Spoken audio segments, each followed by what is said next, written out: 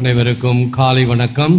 தவக்காலத்தின் முதல் ஞாயிறு சோதனைகள் சாதனைகளாக ஆண்டவர் இயேசுவினுடைய 3 சோதனைகள் நமக்கு நற்செய்தி வழியாக கொடுக்கப்படுகிறது. இவைகளை நாம் நம் வாழ்க்கையில் எவ்வாறு ஏறெடுத்து வழிகாட்டுதலில் நடக்க வேண்டும் என்று சிந்திக்க ஜெபிக்க அழைக்கப்படுகிறோம்.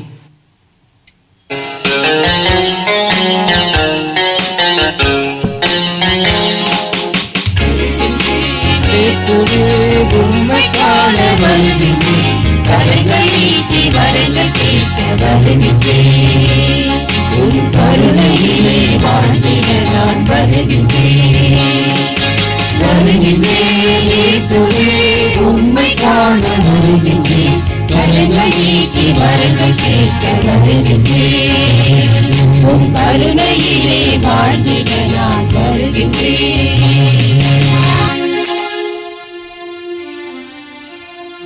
தந்தை மகன் தூய ஆவியாரின் பெயராலே ஆண்டவராகிய இயேசு கிறிஸ்துவின் அருளும் கடவுளின் அன்பும் தூய ஆவியாரின் நட்புறவும் உங்கள் அனைவரோடும் இருப்பதாக.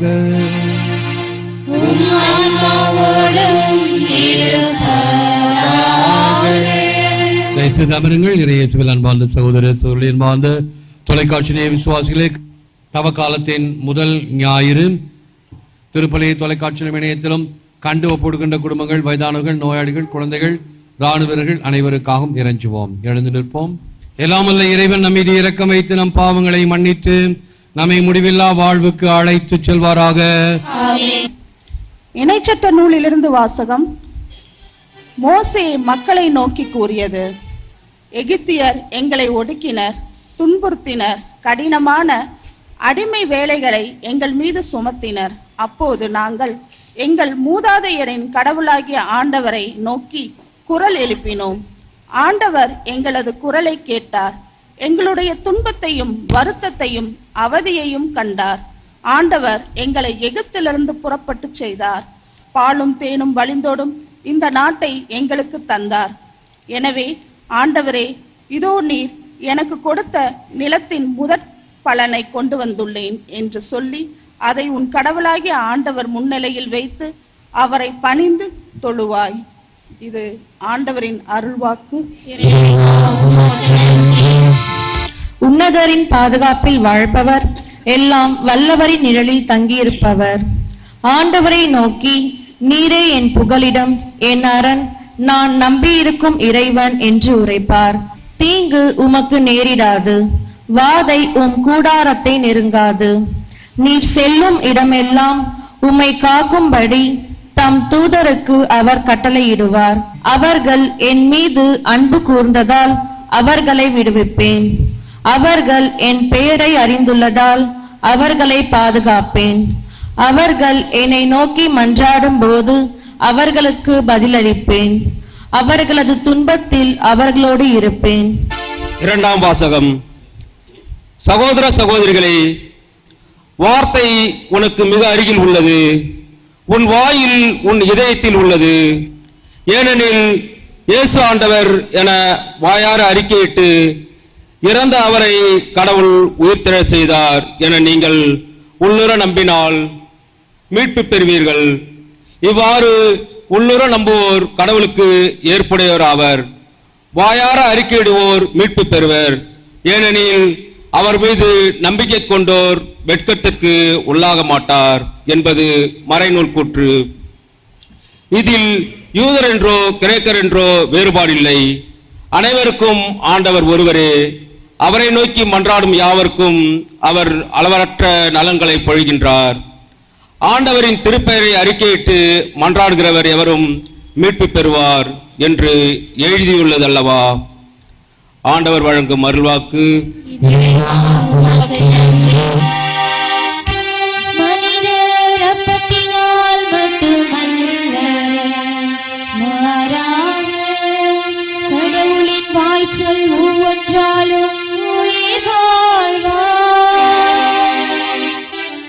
ஆண்டவர் உங்களோடு இருப்பாராக. ஆன்மாவோடும் நற்செய்தியிலிருந்து வாசகம்.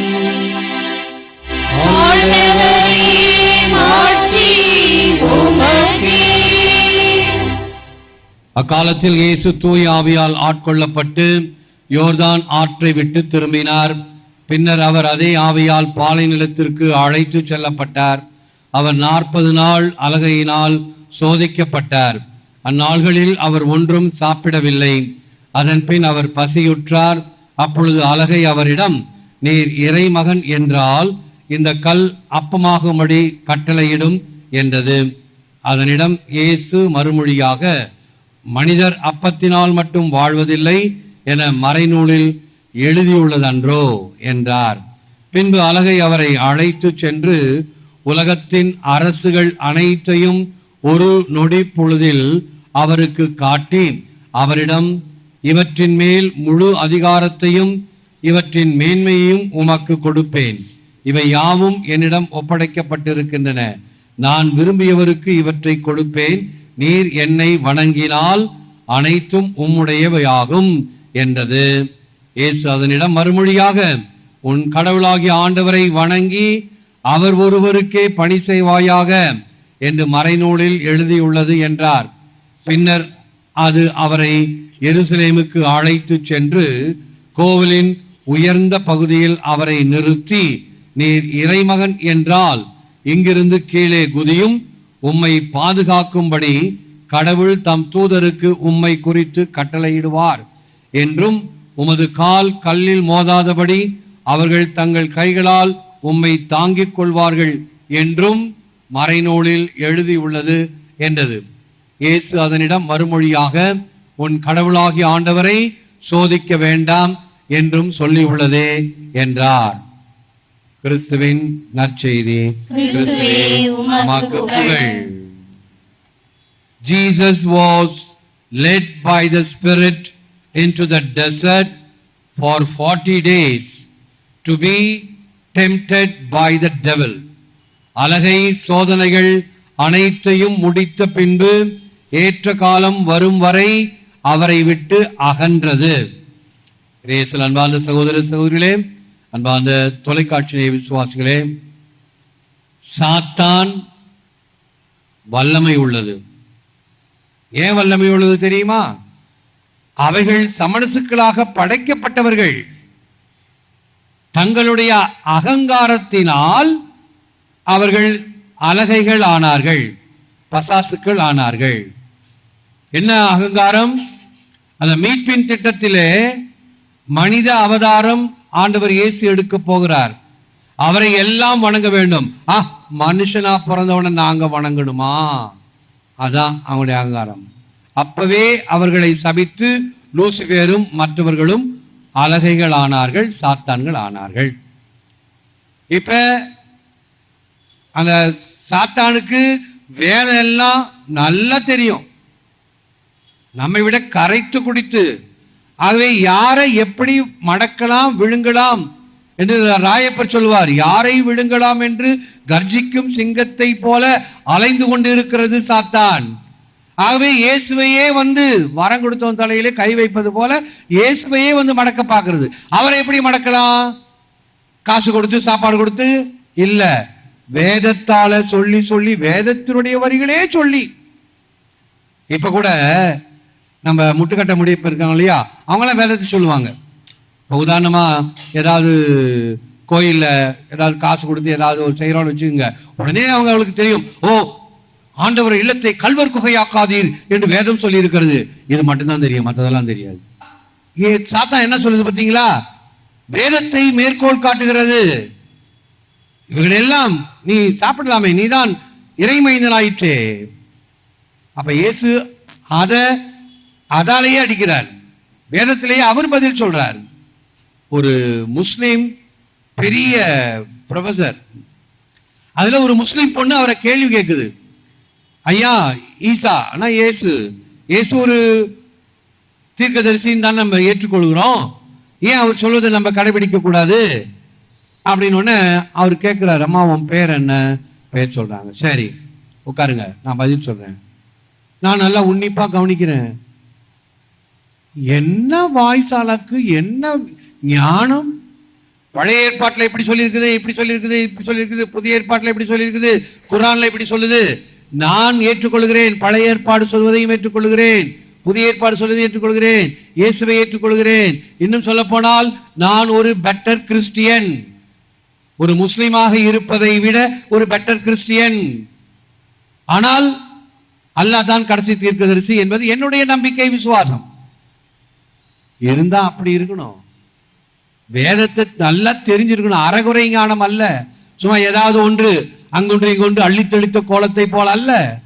ஆழமாக தெரிந்திருந்தால் என்னுடைய கன்விக்ஷன் நம் ஆண்டவர் இயேசு என்று வரும்.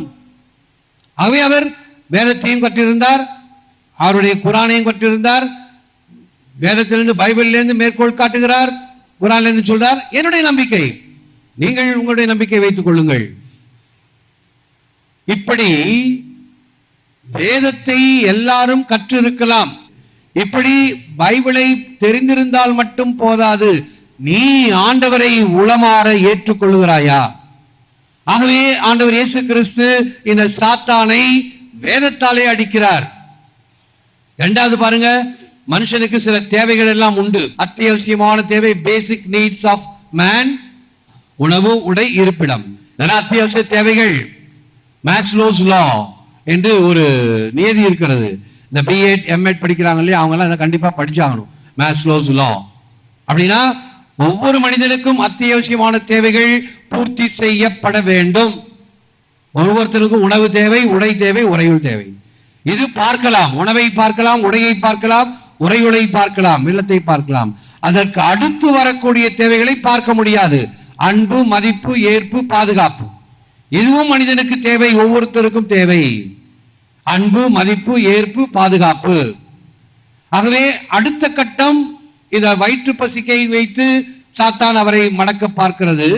இதைத்தான் நிர்மலா சுரேஷ் சொல்வார்கள், ஏதேன் தோட்டத்தில் வென்ற சாத்தான் வெங்காட்டு குண்டத்தில் வீழ்ந்தது. பசப்பு வார்த்தைகளை கேட்டீர்கள் என்றால், வதந்திகளை நம்பினீர்கள் என்றால் கண்டிப்பாக மோசம் போவோம். ஆகவே உணவு தேவை நிச்சயமாக. அந்த உணவிற்காக எல்லாம் அல்ல. எஞ்சான் உடம்பிற்கு சிரசே பிரதானம், எஞ்சான் உடம்புக்கு சில பேருக்கு வயிறே பிரதானம்.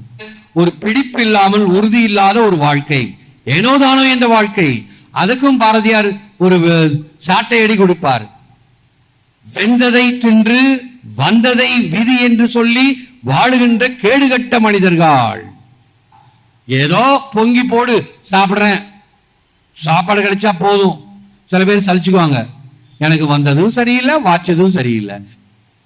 இவைகள் எல்லாம் எப்படி நாம் வாழ்கிறோம் என்பதை நம்முடைய சொற்கள் எடுத்து காட்டுகின்றன. மனிதனுக்கு என்று ஒரு பிடிமானம் வேண்டும், இதுதான் என்னுடைய வாழ்க்கை. ஆகவே உணவு பிரதானம், தேவை, உண்மை. அந்த உணவுக்காக அடிமையாகாதே. வயிறு பிரதானம் அல்ல, சிரசு, ஆண்டவர் கொடுத்த அந்த எண்ணம், இந்த வில் பவர், சிந்திக்கின்ற திறன், அதனில் நான் வாழ வேண்டும். எலியை பிடிக்கிறதுக்கு பொறி வைக்கிறோம், அந்த பொறியில என்ன வைப்போம்? தேங்காய் துண்டு. உள்ள வந்து மனுஷனா டப்புனு சத்தம் கேட்க மாட்டேங்குச்சு. அந்த எலி தூங்குமா? தூங்காது. வழக்கமா மத்த எல்லாம் ஓட்ட போட்டுட்டு போவோமே, இந்த மரத்தை ஓட்ட போட்டுட்டு போலான்னு பார்க்குமா? போவாது. அது என்ன பண்ணும்? ஜன்னலா இருக்குதுன்னு சொல்லி அந்த இரும்பு கம்பியை கடிச்சு பார்க்கும். கடிச்சு பார்த்து வெளியில் போமா? முடியாது. Hoping against hope. இரவு முழுவதும் சுற்றி சுற்றி வரும், எப்படியாவது தப்பிக்க மாட்டோமோ? உங்களை போல என்ன போல இருந்தா சரி, சாவறதால் சாவறோம், இந்த கருவாட்டு துண்டை தின்னுட்டாது சாவமே அப்படின்னு சாப்பிடுமா? நோ, டச் பண்ணாது, அப்படியே இருக்கும். ஏன்? இந்த உணவை விட உயிர் எனக்கு மேல். இயற்கையாக அதற்கு தெரியும், இந்த உணவு எனக்கு தேவை, ஆனால் இதை விட என் உயிர் மேலானது, அதை காப்பாற்றிக் கொள்ள வேண்டும் என்று இரவு முழுவதும் அந்த சின்ன பொட்டிகளார சுத்தி சுத்தி வருது. அதுதான் அந்த வேட்கை. அதுக்கு இருக்கக்கூடிய வேட்கை, தாகம், தேடல் நமக்கு வேண்டாமா? இந்த உணவை விட. அதைத்தான் ஆண்டவர் சொல்கிறார், உணவுக்காக அலையாதே, உனக்கு தரப்படும். ஆண்டவருடைய வார்த்தையே உனக்கு உணவாக இருந்தால் உனக்கு பசி தீரும். ஆண்டவரே, வாழ்வு தரும் வார்த்தைகள் உம்மிடம் தானே உள்ளன. அடுத்ததாக பெருமை. மனுஷனுக்கு இருக்கக்கூடியது பெருமை இருக்குதே, அதுக்காக 1000 காரியம் செய்வான். அது நல்ல உதாரணம் நம்ம ஏரோதுவனன். அந்த ஏரோதியால் மகள், அவள் டான்ஸ் ஆடுனா டான்ஸ் ஆடி முடிச்சா எல்லாம் கைத்தட்டினாங்க. என்ன வர வேண்டும்? ஸ்நாபக அருளப்பரின் தலை வேண்டும். ஐயோ, வாக்கு கொடுத்துட்டனே, மாட்டிக்கிட்டேனே, இப்ப மாற முடியாது. அவனுடைய பெருமைக்காக அரசன் வாக்கு கொடுத்தான், வாக்கை நிறைவேற்றான் சொல்லுது. ஸ்நாபக அருளை தலையை கொல்ல செய்தான், வெட்டச் செய்தான். பெருமைக்காக கொலையும் செய்யக்கூடிய அளவுக்கு பைபிள்ல உதாரணம் இருக்குது. ஆகவே பேய் என்ன சொல்லுது? இந்த வார், இந்த நாடு முழுவதும் எனக்கு தான், மக்கள்லாம் என் பக்கம் தான். இப்ப கூட பிரான்ஸுக்கு போனீங்கன்னா பெரிய பெரிய ஆலயங்கள் இருக்கும். கோயில்ல பார்த்தா 20 பேர் 30 பேர் வயசான கிழவன் கிழவின் தான் இருப்பாங்க. சின்ன பிள்ளைங்கள்லாம் எங்க ராஜா பக்கம். யார் ராஜா? சாத்தான் பக்கம், ஆண்டவர் பக்கம் இல்லை. அப்பட்டமான உண்மை. இந்த மக்கள்லாம் என் பக்கம். இதெல்லாம் மறுபடியும் உனக்கிட்ட வரணுமா? என்னை வணங்கு, ஆராதி.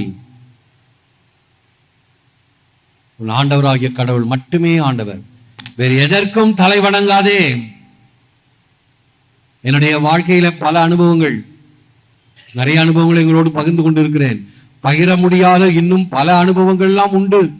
எல்லாம் ஆச்சரியத்தரும், திகைப்பை தரும், இன்னும் பயத்தையும் தரும். ஒரு முக்கியமான கட்டத்துல பேராயர் மற்றவர்கள் எல்லாம் எதிர்கட்சியோட போய் சேர்ந்து வாங்க போராடலாம், நிறுத்து, எனக்கு எப்படி வாழணும்னு எனக்கு தெரியும். சாத்தான் சோதனை தரும், மயங்கி விடாதே. தனிப்பட்ட வாழ்வாக இருந்தாலும் சரி, பொது வாழ்வாக இருந்தாலும் சரி, இப்படி உன்னை விழத்தாட்ட வைக்கும், அஞ்சாதே. ஆண்டவராகிய கடவுளை மட்டும் ஆராதி. அவர்தான் உனக்கு முதலிடம், முக்கியத்துவம். மற்றவைகள் எல்லாம் அடுத்து என்று 2வது அடி அடிச்சாரா? 3வது மேலேந்து குதி. இன்னைக்கு பதிலுரை பாடலிலே அது சொல்லப்பட்டது. உன் குதிகால்களை தேவதூதர்கள் வந்து தாங்கிக் கொள்வார்கள். சாத்தான் சொல்லுது, ஐயா வேதம் சொல்லியிருக்கியா, நீதாயா இறைமைந்தன், உன்னை தாங்கிக் கொள்வார்கள், குதியா. மக்கள் எல்லாம் பார்த்தாங்கன்னா ஆச்சரியப்படுவாங்க. அவன் என்ன சாகசம் செய்கிறார்? நோ, சாத்தான் நீ சொல்லி நான் செய்யணும்னு தேவையில்லை, வாய் மூடிட்டு போ. காற்றை அடக்கியவர், புயலை அடக்கியவர், இதை செய்ய முடியாதா? முடியும். ஆனால் சாத்தானினுடைய ஏவலுக்கு அஞ்சி அல்ல, அல்லது காம்ப்ரமைஸ் பண்ணிக்கலாமே. என்னத்துக்கு வீண்? உனக்கு பாதி எனக்கு பாதி, நீ 50 எடுத்துக்க, நான் 50 எடுத்துக்கிறேன். நம்ம பாட்டி ஒண்ணு காம்ப்ரமைஸ் பண்ணுது. என்னுடைய கதையில காவல் சமணசுக்கு ஒரு முத்தம், கீழே இருக்கிற பேய்க்கு ஒரு முத்தம். என்ன பாட்டி, பேய்க்கு கூட முத்தம் கொடுக்கல. யாரு கண்டா நான் எங்க போவேன்னு? மோட்சத்துக்கு போனா நீ பாத்துக்க, நரகத்துக்கு வந்தா நீ பாத்துக்க, 2 பேரையும் காம்ப்ரமைஸ் பண்ணி வச்சுக்கலாமே. இப்படிதாங்க இருக்கிறோம். சிரிக்கிறீங்க. ஆனால் நம்மை உற்று பார்த்தால் எத்தனை தடவை நாம் இப்படி காம்ப்ரமைஸ் செய்து கொள்கிறோம். இறைவனுக்குரியதா? நிச்சயமாக இறைவனுக்கு தான் கொடுப்பேன். அது நேரமா, சிந்தனையா, எண்ணமா? கொடுப்பேன். எப்படி இருக்க வேண்டும்? குயவன் கையில் களிமண், சிற்பியின் கையில் கல், ஓவியன் கையில் தூரிகை, கொல்லன் கையில் பொன். வைரம் அறுக்க அறுக்க, தங்கம் சுட சுட, சந்தனம் அரைக்க அரைக்க மனம் பெறுவதை போல நாம் புடம்பட வேண்டும். டெஸ்டிங் பீரியட், தவக்காலம், நமக்கு ஒரு தேர்வின் காலம். எப்படி மாணவருக்கு தேர்வு காலம், அரசியலாருக்கு தேர்தல் காலம், கிறிஸ்துவர்களுக்கு தவக்காலம். சுட சுட பொன் ஒளிரும், துன்பம் சுட சுட வாழ்வு ஒளிரும். சோதிக்கப்படுவது என்பது வேறு, வீழ்வது என்பது வேறு. சோதனைகள் வரும், அதில் எப்படி நான் நிலைத்து நிற்கிறேன்? விழாமல் இருக்க வேண்டும். பசி, குறுக்கு வழி, இவைகள் எல்லாம் சிலை வழிபாட்டுக்கு உதாரணம். தன்னலம் தலை குனிய செய்யும், தாழ்ச்சி பிறரை தலைவணங்க செய்யும். அன்னை தெரசா நல்ல உதாரணம். அன்னை தெரசா இறந்து சடலமாக இருக்கிறார்கள். ஒரு பெரிய இடத்துல திருப்பலி பூசை நடக்க போகிறது. அகில உலக தலைவர்கள் வந்து முதல் வரிசையில் உட்கார்ந்து இருக்கிறாங்க. அதுல எல்லாம் கம்யூனிஸ்ட் நாட்டிலிருந்து வந்த கடவுளை ஏற்றுக்கொள்ளாத மக்கள் எல்லாம் அங்க உட்கார்ந்து இருக்கிறாங்க. இந்த அன்னைக்காக அவர்களுக்கு கடவுள் மீது விசுவாசம் இல்லை, ஆனால் இந்த அன்னைக்காக வந்து அமர்ந்து அஞ்சலி செலுத்தினார்களே. ஏன்? இந்த அன்னை கடவுளை, அன்பை பிறருக்கு கொடுத்தார். அதுதான் பிறர் நலம், தாழ்ச்சி. சடங்காக ஆகிவிட்ட நமது வழிபாடுகள் உறவின் வெளிப்படுத்தலாக இருக்க வேண்டும். சடங்கு சம்பிரதாயங்கள் நிறைய கடைபிடிக்கிறோம். பசிலிக்காவில் சிலுவை தூக்கி வைப்பேன். அப்ப எப்படி தூக்க வச்சேன்னா, வழக்கமா இப்படிதான் சிலுவையை தூக்கிட்டு போவோம், அல்லது சிலுவை பதில இப்படி தூக்கிட்டு போவோம். எல்லாரையும் இப்படி தூக்க வச்சேன். நான் இப்படி தூக்குங்க, எல்லா ஆளுக்கு ஒரு பக்கம் 10 பேர் பிடிங்க. இது என்னது புதுசா இருக்குது, இந்த ஃபாதர் இப்படி செய்யறாரு அப்படின்னு முட்டு கட்ட முடிய பண்ணுங்க. யோ, ஹோலி லேண்டில் அந்த சிலுவை பாதை வியா தொலரோசால எப்படி சிலுவை பாதை செஞ்சுட்டு போறாங்கன்னு பாரு. அங்க எப்படிதான் சிலுவை பாதை செய்வாங்க. ஓ அப்படியா, அப்ப சரி. அப்ப முன்னாடி வாய் மூடிட்டு இருக்கணும். ஆக சடங்குகள் அல்ல, எப்படி மக்களை ஈடுபடுத்துகிறோம். இப்படிதான் நம்முடைய பல சடங்குகள் சடங்குகளாக நிற்கின்றனவே தவிர உண்மையான பக்தியை வெளிப்படுத்துகிறதா? பங்கேற்பது, திருப்பலியில் பங்கேற்பது என்பதுதான் மிக மிக முக்கியம். அது சடங்கோ ஜெபமோ பாடலோ எல்லாரும் பங்கேற்க வேண்டும். அதுதான் உண்மையான வழிபாடு. ஆகவே இவைகளில் சடங்காக ஆகிவிட்ட நமது வழிபாடுகள் உறவின் வெளிப்படுத்தலாக இருக்க வேண்டும். இறைவனை மையப்படுத்தி மனம் வருந்தி திருந்தி மலரச் செய்வோம். இந்த தவக்காலம் அருளின் காலம். கோதுமை அப்பமாக திராட்சை ரசமாக புனித இஞ்ஞாசியார் கொலைக்களத்திற்கு இட்டு செல்லும் பொழுது சொன்ன வார்த்தைகள். நான் கோதுமையாக இருக்கிறேன், சிங்கங்களின் வாயினால் அரைக்கப்பட்டு இயேசுவுக்கு உகந்த அப்பமாக மாற வேண்டும். நான் திராட்சை பழமாக இருக்கிறேன், சிங்கங்களின் வாயினால் அரைக்கப்பட்டு பிழியப்பட்டு இயேசுவுக்கு ரசமாக மாற வேண்டும். இத்தகைய பின்னணியில் ஜெபிப்போம். Almighty and ever living God, create and make in us new and contrite hearts, that we worthily lament for our sins and acknowledge our brokenness. எல்லாமல்ல இறைவா, நீர் எல்லா மனிதர்களின் பாவங்களையும் மன்னித்து எங்களை புதிய பிறப்பாக இத்தவக்காலத்தில் மாற்றிடும். ஏற்று வரமருளும் இறைவா, காக்கும் கரங்களினால். ஆமென். ஆமென்.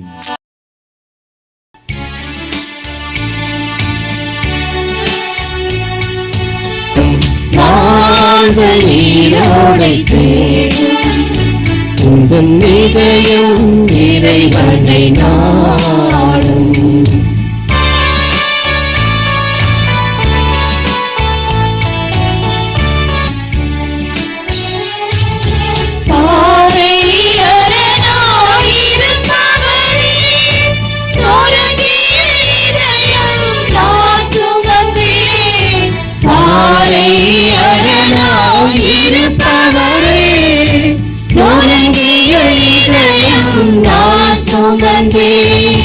காலை மாலை அறியாமல் தண்ணீர் வடித்திடும் நிலையாரே. காலை மாலை அறியாமல் தண்ணீர் வடித்திடும் நிலையாரே. சிதறிய மணிகளை கோர்த்து எடுத்தார் அழகிய மணிமாலை நானாவே.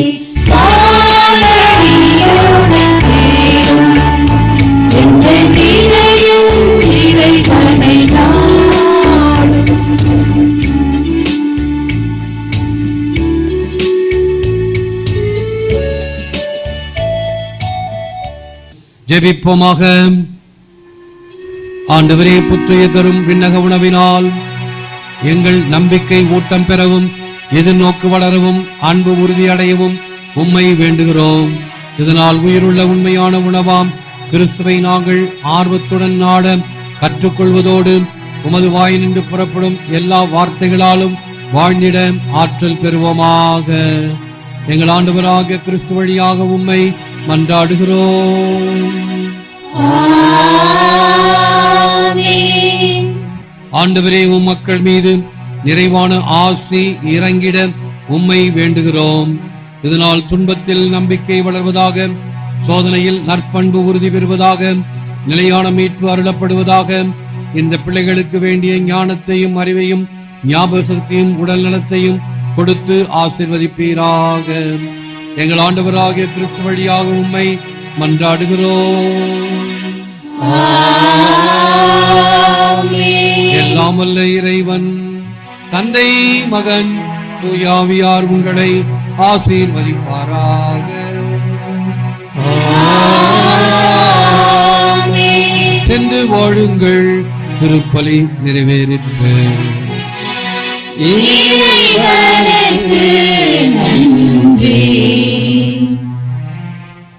அன்பர்களே, ஒவ்வொரு வீடியோவின் கீழும் மறையுரை விளக்கங்கள் உள்ளன. படித்து பயன்பெறுங்கள். நன்றி. வணக்கம்.